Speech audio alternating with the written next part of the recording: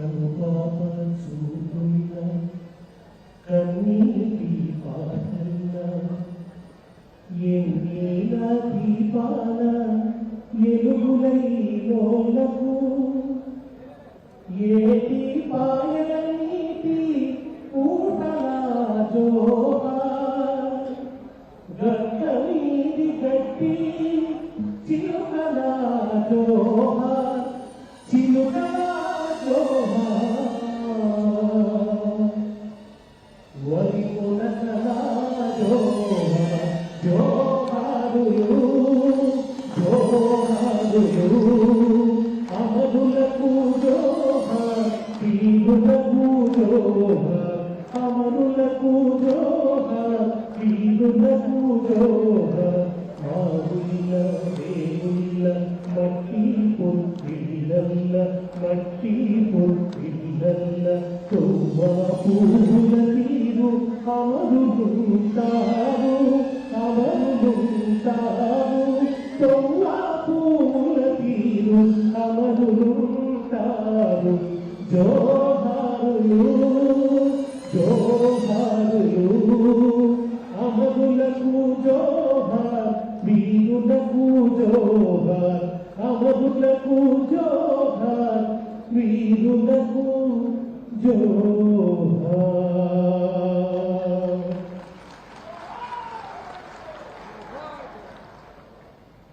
మనకు న్యాయంగా రావాల్సిన హక్కుల కోసం, రాజ్యాంగబద్ధంగా రావాల్సిన హక్కుల కోసం, రాజ్యాంగబద్ధంగా రావాల్సిన ఉద్యోగాల కోసం, పరివాహక ప్రాంత హక్కుల కోసం, హక్కుల ద్వారా రావాల్సిన నీళ్ల కోసం, మన దగ్గర పుట్టిన పైసా, మనం పన్నులు కడితే వచ్చిన ఆదాయం మన అభివృద్ధి కోసం ఖర్చు కావాలని ఆ న్యాయమైన హక్కు కోసం ఈ నేలను నెత్తూరుతో కలిగిన చరిత్ర మన తెలంగాణ. ఇంత ఘోష, ఇంత బాధాకరమైన చరిత్ర, ఇంత ఆవేదన పూరితమైనటువంటి నేపథ్యం ఈ దేశంలో ఈ రాష్ట్రానికి లేదు. న్యాయంగా రావాల్సిన హక్కుల కోసం, రాజ్యాంగబద్ధంగా రావాల్సిన హక్కుల కోసం ఈ భూమిని నెత్తురుతో తడవాల్సి వచ్చింది. నాకెప్పుడు ఒక మాట ఏమనిపిస్తుందంటే, తెలంగాణ నేల మీద ఎప్పుడూ నెత్తురే ప్రవహించింది. ఇక్కడ పంట కాలువలు పారలేదు, పారింది నెత్తురే. 60 సంవత్సరాలు నెత్తురే పారింది. కేసీఆర్ వచ్చినాకనే తెలంగాణ భూమి మీద నీళ్లు పారలేదు. అప్పటిదాకా నెత్తురే పారింది. కేసీఆర్ వచ్చిన తర్వాతే నీళ్లు పారింది. ఆ నీటి కోసం జయశంకర్ గారు ఎప్పుడు అనేవాడు, ఈ దఫా ఉద్యమం నీళ్లలో పుట్టిన నిప్పు అనేవాడు. సార్, నీళ్లలో నిప్పు పుట్టదు, కానీ తెలంగాణ ఉద్యమం నీళ్లలోనే పుట్టింది. నీళ్ల కోసం పుట్టిన నిప్పు, నీళ్లల్లో పుట్టిన నిప్పు అనేవాడు. తెలంగాణ ఉద్యమ క్రమంలో నేను తిరిగేటప్పుడు ఒక కథ చెప్పేవాడు. అంటే తెలంగాణ ఉద్యమ సారాంశాన్నంతా ఒక కథగా చెప్పేవాడు. అనంగా ఒక చీమ, ఆ చీమకి ఒక పెద్ద సమస్య వచ్చి పడ్డది. ఏంటంటే తనెవరో అది మర్చిపోయి, తానెవరన్నదే అది మర్చిపోయి, తనను తాను మర్చిపోతే ఇంకంతకంటే బాధాకరమైన పరిస్థితి ఉంటుందా? నీకు ఒక రేషం ఉంటుందని మర్చిపోతావు, నీకు ఒక స్వాభిమానం ఉంటుందని మర్చిపోతావు, నీకు హక్కులున్నాయన్న సంగతి నువ్వు మర్చిపోతావు, నీకు గొప్ప చరిత్ర ఉందన్న సంగతి నువ్వు మర్చిపోతావు. నువ్వు అందరితో పాటు సమానంగా బతకాలి, అందరితో పాటు సమాన గౌరవం నాకు ఉండాలి, సమానమైన హోదా నాకు ఉండాలి అనే స్పృహనే మర్చిపోతావు. నాకు పరిపాలనలో వాటా ఉండాలి, నేను పరిపాలించాలి అనే స్పృహనే నువ్వు కోల్పోతావు. అటువంటి ఒక దుర్దశ ఆ చీమకు వచ్చింది. అది అందరినీ అడుగుతూ పోయింది, నేనెవరిని నేనెవరిని నేనెవరిని అని అడుగుడు పెట్టింది. అది చాలా మంది చాలా రకాల సమాధానాలు చెప్పారు. నువ్వెవరివి అంటే ఎవరో నువ్వు ఫలానా నువ్వు ఫలానా అని చెప్తూ ఉన్నారు. దానికి ఏ జవాబు కూడా దానికి తృప్తి కలిగిస్తలేదు. చివరికి ఎవరో సలహా ఇచ్చారు, పలానా బ్రాహ్మణ చీమ దగ్గరికి పో, అక్కడికి పోయి శుశ్రూషలు చేయి, చేస్తే నువ్వెవరో అది చెప్తుంది అన్నాడు. చీమలలో కూడా కులాలు పాడైనాయి, ఈ కులచాట్యం. అక్కడికి పోయి పాపం ఆ బ్రాహ్మణ చీమకు శుశ్రూష చేసింది, అది దానికి సేవలు చేసింది. అట్లా కొన్ని సంవత్సరాల పాటు సేవలు చేసిన తర్వాత ఆ బ్రాహ్మణ చీమ, నువ్వెవరన్నది నేను శాస్త్రాలన్నీ వడబోసినా చివరికి నాకేం తేలిందంటే నువ్వెవరో నాకు సరిగా అర్థం కాలేదు, కానీ నిన్ను సంస్కృతంలో పిపీలికం అంటారు అని చెప్పింది. దీనికి ఆయన ఉన్నదమాకు పోయింది, అర్థం కాలేదు, తానెవరన్నది అర్థం కాలేదు, అడుక్కుంటూ పోతున్నది, నేనెవరిని అని అడుగుతున్నది.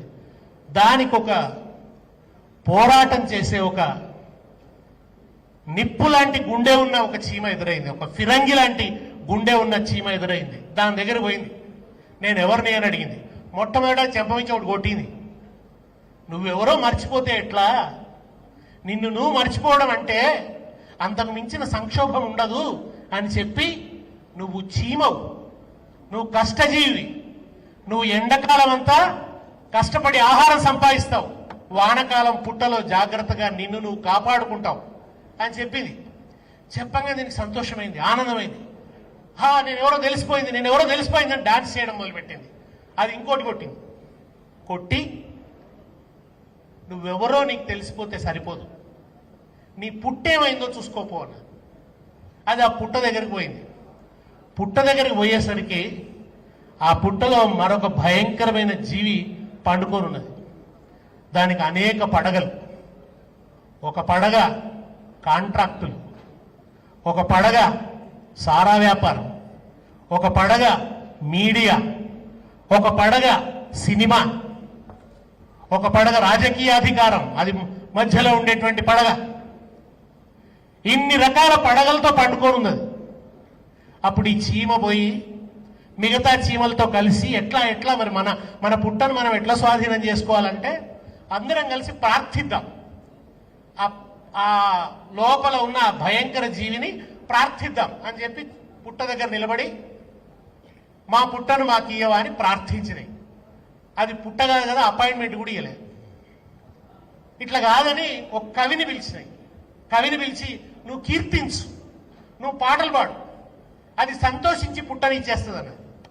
అంటే అప్పుడు ఆ కవి వచ్చి, ఓ పాము, నీ పడగలు ఎంత బాగున్నాయి, నీ పొలుసులు ఎంత బాగున్నాయి, నీ తోక ఎంత బాగున్నది, నీ కూరలు ఎంత బాగున్నాయి అని పావుడు మొదలుపెట్టింది.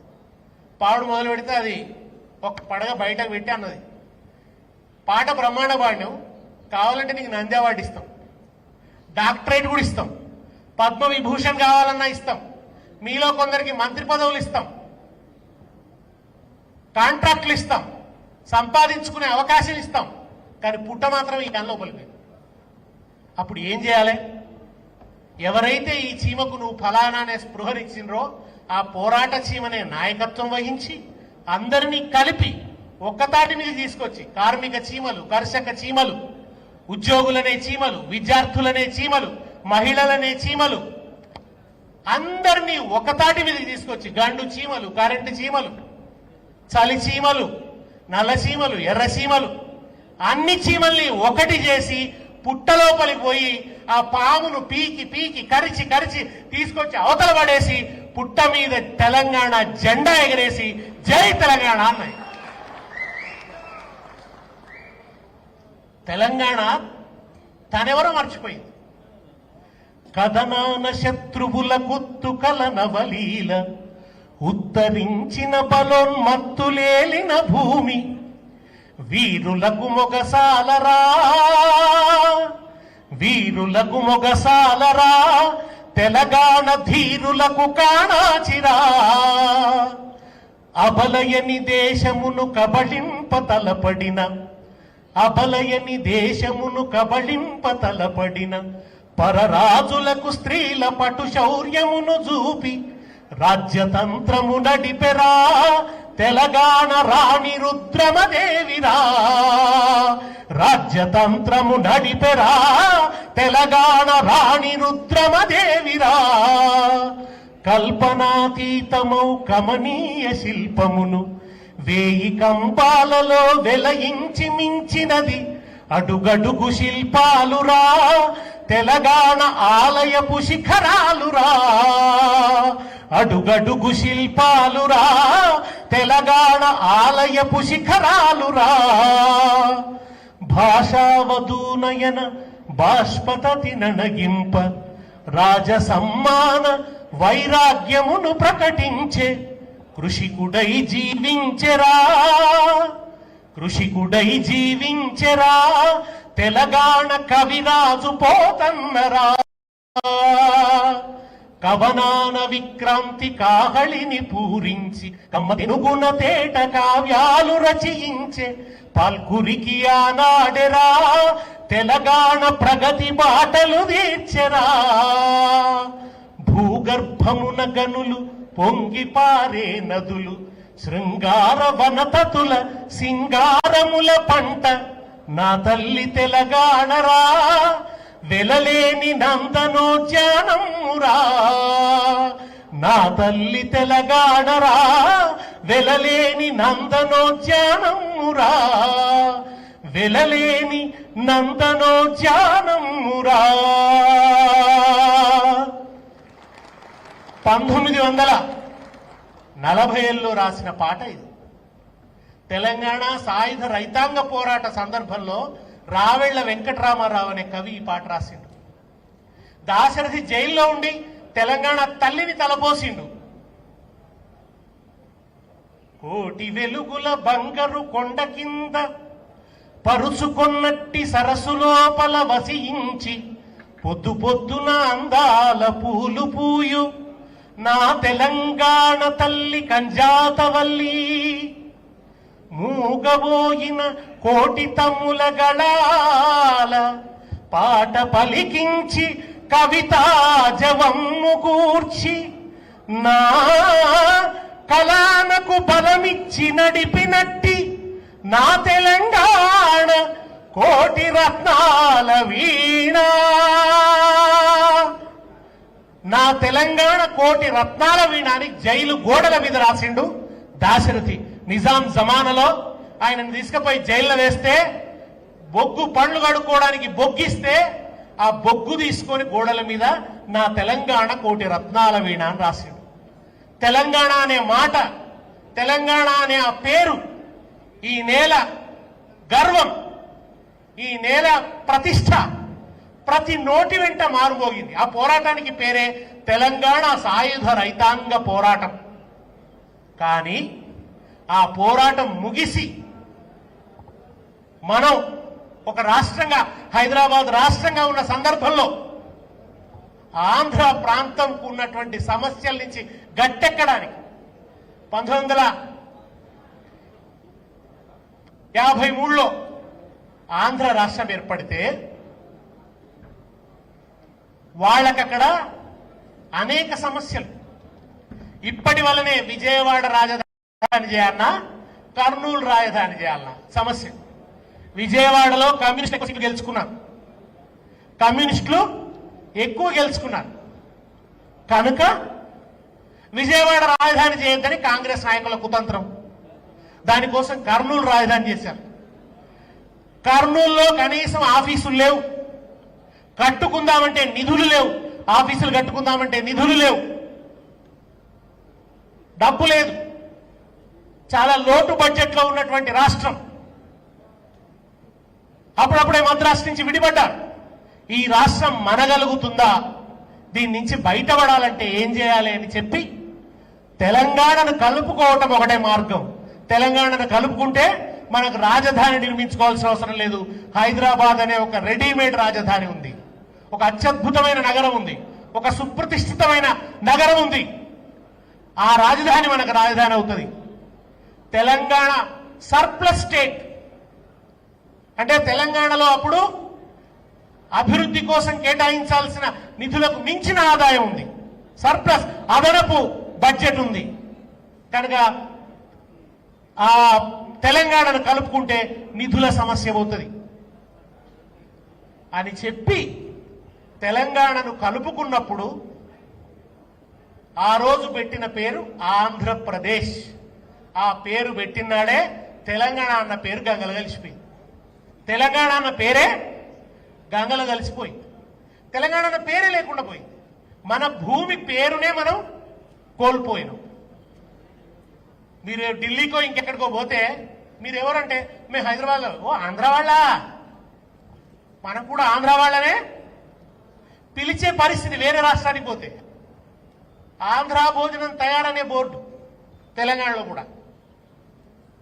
ఆంధ్ర అన్న పదమే తప్ప తెలంగాణ అన్న పదమే లేకుండా పోయింది. అది ఎంత దూరం పోయింది, ఎంత దుర్మార్గానికి పోయిందంటే తెలంగాణకు 60 సంవత్సరాల్లో తీవ్రమైన అన్యాయం జరిగితే, దుర్మార్గమైనటువంటి వివక్ష అమలైతే, ఈ నేల మీద నీళ్లు పారుతున్న 70% గోదావరి పారుతున్నా, 80% గోదావరి పారుతున్నా, 70% కృష్ణానది పారుతున్నా, సుక్క నీళ్లకు నోచుకోక ఒక్క ప్రాజెక్టు కూడా కట్టకపోతే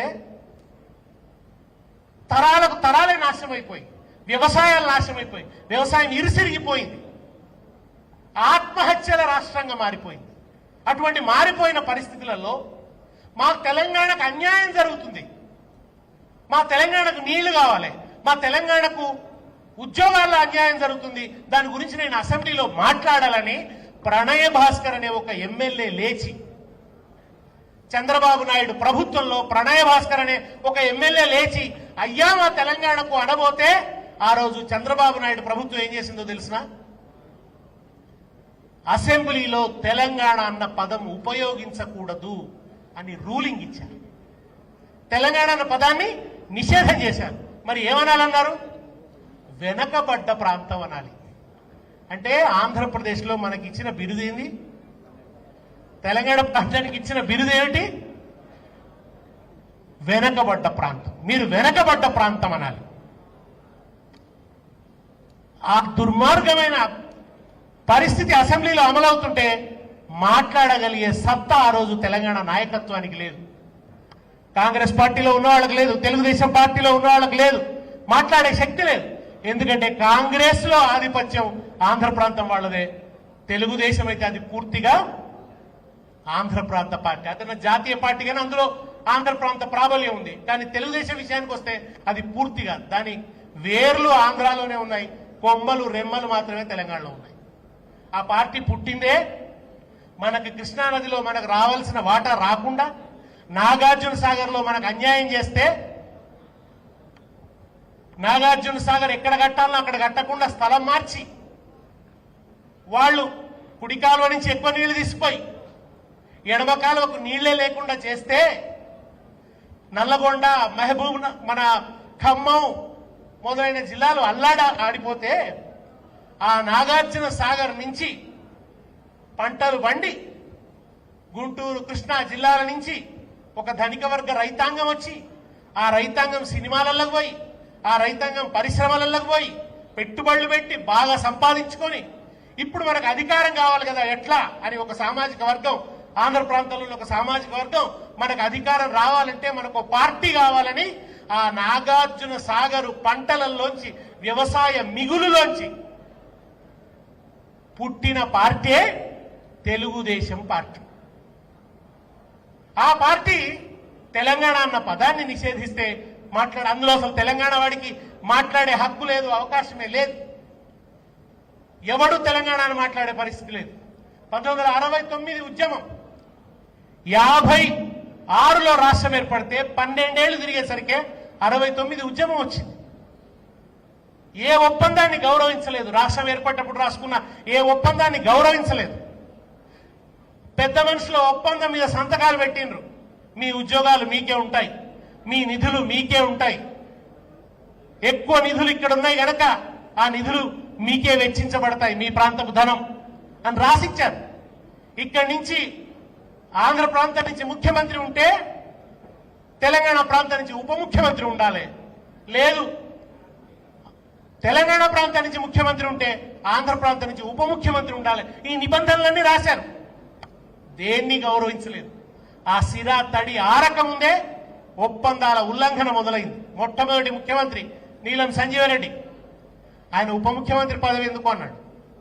ఉప ముఖ్యమంత్రి పదవి ఎందుకు, అది 6వ వేల లాంటిది అని తెలంగాణకు అధికారంలో వాటాని నిరాకరించాడు, ప్రాతినిధ్యాన్ని నిరాకరించాడు. అసెంబ్లీలో బలం ఎవరిది? మందబలం.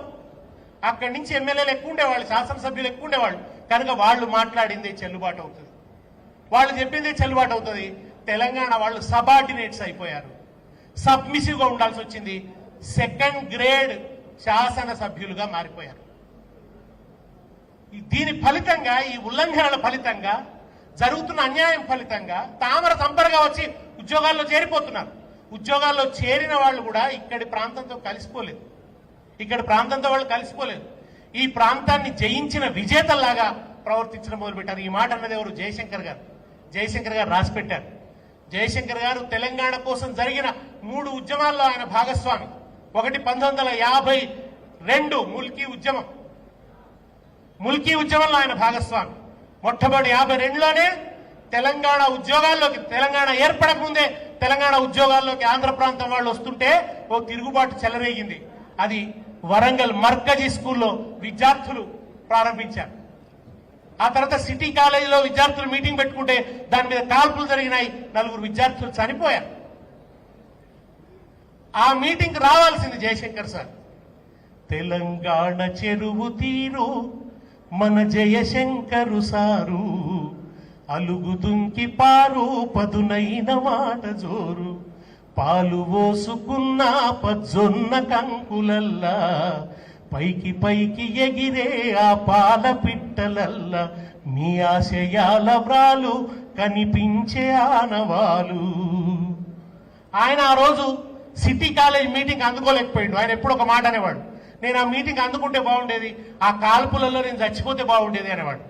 ఎందుకంటే 50 ఏళ్ల పాటు తెలంగాణకు జరిగిన అన్యాయాన్ని చూసే దౌర్భాగ్యం నాకు లేకుండా పోయేది అని అనేవాడు జయశంకర్ సార్ ఎప్పుడు కూడా. ఇష్టం వచ్చినట్టుగా ముల్కీ నిబంధనల్ని ఉల్లంఘించి ఇక్కడ ఉద్యోగాలకు చేరితే 69 ఉద్యమం చెలరేగింది. ఆ 69 ఉద్యమం మీద భయంకరమైన అణచివేతను ప్రయోగించింది కాంగ్రెస్ పార్టీ. కేసీఆర్ ఎప్పుడో ఒక మాట చెప్తారు, తెలంగాణకు నంబర్ 1 విలన్ కాంగ్రెసే. ఆ రోజు ఆంధ్ర వాళ్ళ లాబింగ్ తలకి తెలంగాణ ప్రజల అభీష్టానికి విరుద్ధంగా ఆంధ్ర తెలంగాణలను కలిపింది కాంగ్రెస్. 1969లో 369 మంది బిడ్డల్ని పొట్టన పెట్టుకున్నది. పిచ్ బ్యాట్లింగ్ అంటారు, అంటే యుద్ధం. ఒకవైపు పోలీసులు, ఒకవైపు ఉద్యమకారులు, వాళ్ళు బుల్లెట్లు, ఇటువైపు నుంచి వీళ్ళు రాడ్ పిసరడం. ఇటువంటి ఒక యుద్ధం జరిగింది. 69 ఉద్యమం. మనం ఆ ఉద్యమం గురించి చదువుకోలే, ఆ 69 ఉద్యమం గురించి తెలుసుకోలే. ఇవాళ పిల్లలు చదువుకుంటారు. తెలంగాణ వచ్చింది కనుక మనం సిలబస్ పెట్టుకున్నాం కనుక ఇవాళ పిల్లలు 69 ఉద్యమం గురించి చదువుకుంటున్నారు. కానీ నేను చదువుకోలేదు 69 ఉద్యమం గురించి, మీరు చదువుకోలేదు 69 ఉద్యమం. 69 ఉద్యమం అంటే వేర్పాటువాద ఉద్యమం, నెగిటివ్ ఉద్యమం. అది తెలంగాణకు మంచి చరిత్ర కాదది, ఒక దుర్మార్గపు ఉద్యమం అన్నట్టుగా చిత్రించారు దాన్ని. కానీ అది మన హక్కుల కోసం, మన అస్తిత్వం కోసం జరిగిన త్యాగపూరితమైనటువంటి పోరాటం 69 పోరాటం. ఆ పోరాటానికి సాక్ష్యమే ఇవాళ అసెంబ్లీ ముందట ఉన్నటువంటి ఆ అమరవీరుల స్తూపం. మీరు అమరవీరుల స్తూపం దగ్గరికి పోతే స్తూపం కింద 9 రంధ్రాలు ఉంటాయి. 9 రంధ్రాలు ఉంటాయి. ఎందుకంటే ఆ రోజు 9 జిల్లాలు, ఆ స్తూపం కింద 9 రంధ్రాలు ఎందుకు పెట్టారంటే every district got a bullet. ప్రతి జిల్లా బుల్లెట్ గాయాన్ని తిన్నది, బుల్లెట్ తిన్నది. ప్రతి జిల్లాలో చచ్చిపోయారు. నిర్దాక్షిణ్యంగా కాల్పులు జరిపారు, విచక్షణ రహితంగా కాల్పులు జరిపారు. తెలంగాణ వాళ్ళు ఏందా మాట్లాడేది, తొక్కి పారేయండి అనే వైఖరి. ఇక్కడి పోలీసులైతే జాలి వహిస్తారేమో అని ఆ రోజు మిలిటరీలో పేరు మోసిన కర్కోటకమైన రెజిమెంట్ ఉండేది, దాని పేరు మలబార్ రెజిమెంట్. ఆ మలబార్ రెజిమెంట్ ను పిలిచి దాని చేత అణచివేత కార్యక్రమాలు జరిపించారు, కాల్పించారు. కాల్పులు చేస్తే ఎక్కడికక్కడ గవర్నర్ ఆఫీస్ దగ్గర నుంచి, రాజ్భవన్ దగ్గర నుంచి చార్మినార్కు ర్యాలీ పెట్టుకున్నారు. ర్యాలీ పెట్టుకుంటే ర్యాలీగా పోతుంటే ఆ ర్యాలీ మీద కాల్పులు చేశారు. ఎంత గొప్పవాళ్ళు తెలంగాణ బిడ్డలంటే, మొన్న మనం ఎట్లయితే ఉస్మానియా యూనివర్సిటీలో విద్యార్థులు బాష్పవాయు గోళాలు ప్రయోగిస్తున్న పోరాటం ఆపలేదో, పోలీసులు బాష్పవాయు గోళాలు ప్రయోగిస్తున్న పోరాటం ఆపలేదో, 69లో నిజం బుల్లెట్లు ప్రయోగిస్తున్నా నిప్పులు చిమ్మే తుపాకి రవ్వల గుప్పిట పట్టి నలిపేస్తాం, నెత్తురు చిందే దారుల్లోన విత్తనాలమై మొలకేస్తాం. లాఠీలిరిగినవో లడాయి మానం ఆహా, పిడుగులు పడినావో మడమలు దిప్పం ఆహా.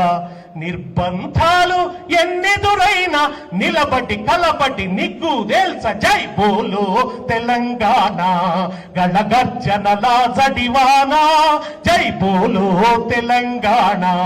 నిలువెల్ల గాయాల వీణా జనజాతరలో మన గీతం జయకేతనమై ఎగరాలి. ఝంఝా మారుత జన నినాదమై జేగంటలు మ్రోగించాలి. ఒకటే జననం ఓహో ఒకటే మరణం ఆహా, జీవితమంతా ఓహో జనమే మననం ఆహా. కష్టాలు నష్టాలెన్నెదురైనా కార్యదీక్షలో తెలంగాణ జై బోలో తెలంగాణ, గళగర్జనల జడివానా జై బోలో తెలంగాణ. నిలువెల్ల గాయాల వీణా.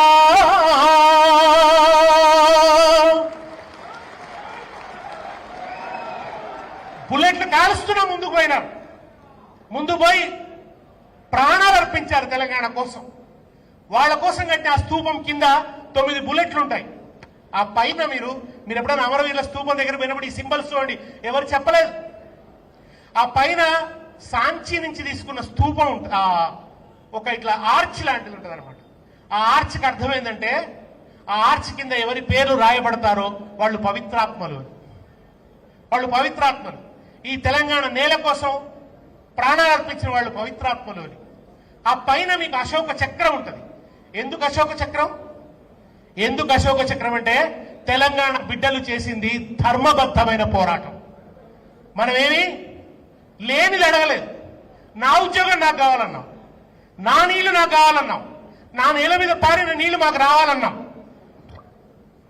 ఇక్కడ పారుతున్న గోదావరి కృష్ణ నదీ జలాలు మా పొలాలను తడపాలి అన్నాం. ఇక్కడ ఏర్పడిన ఉద్యోగాలు స్థానికులుగా మాకు హక్కు ఉంటుంది అని అన్నాం. అది ధర్మబద్ధమైన పోరాటం, న్యాయబద్ధమైన పోరాటం. ఒప్పందాలు అమలు చేయండి అన్నాం. మీరు రాసిచ్చిన సూత్రాలు మీరు అమలు చేయండి అని అన్నాం. అందుకనే ధర్మబద్ధమైన పోరాటం. ఆ పైన ఒక తెల్ల కలర్లో ఉంటాయి చూడండి, మార్బుల్ స్టోన్తో ఉంటుంది పైన. అది అరవిచ్చిన మల్లె మొగ్గ. ఆ స్తూపాన్ని నిర్మించిన శిల్పి ఎక్కా యాదగిరిరావు గారు ఒకసారి నాతో అన్నాడు, ఎందుకు సార్ పైన మల్లె పువ్వులు పెట్టినారు అంటే ఆయన ఉన్నాడు, ఈ స్తూపం కడుతున్నప్పుడు నాకు మాట అనిపించింది, ఈ స్తూపం డిజైన్ చేస్తున్నప్పుడు నాకు మాట అనిపించింది. ఏంటంటే భవిష్యత్ కాలంలో ఈ తెలంగాణ అమరవీరుల స్తూపం మీద దండ వేసే ధైర్యం కూడా తెలంగాణ నాయకులకు ఉంటుందో ఉండదో. ఇది ఎప్పటి మాట? ఇది అంజయ్య ముఖ్యమంత్రిగా ఉన్నప్పుడు ఆ స్తూపానికి డిజైన్ చేశాడు ఆయన. ఆ పైన దండ వేసే ధైర్యం ఎవరికన్నా ఉంటుందో ఉండదో, నేనే శాశ్వతంగా ఒక పువ్వు పెడతా అని ఆ మార్బుల్ స్టోన్తో మల్లె పువ్వును పెట్టినా అన్నాడు. ఎంత దుఃఖకరమైన చరిత్ర. ఇప్పుడు అప్పుడు చెప్పారట, అంజయ్య గారు కూడా చెప్పారట, స్తూపం ఎట్లుండాలంటే అది చూసి తెలంగాణ వాళ్ళు ఆవేశపడొద్దు, మళ్ళా ఉద్యమం రావద్దు, అటువంటి పద్ధతిలో చెక్కు అని చెప్పినట. నిజానికి ఆ స్తూపం శంకుస్థాపన చేయడానికి కూడా